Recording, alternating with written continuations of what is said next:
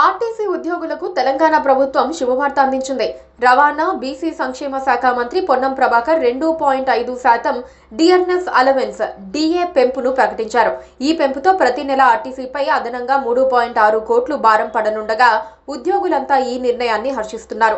మహిళలకు ఉచిత బస్సు ప్రయాణం కల్పించిన తర్వాత ఇప్పటి వరకు దాదాపు 150 కోట్ల మంది ఉచితంగా ప్రయాణించారని, దీని కారణంగా ఉద్యోగులపై అదనపు భారం పడి ఒత్తిడికి గురైన వారు నిరంతరం శ్రమిస్తున్నారని మంత్రి ఉద్యోగులను అభినందించారు.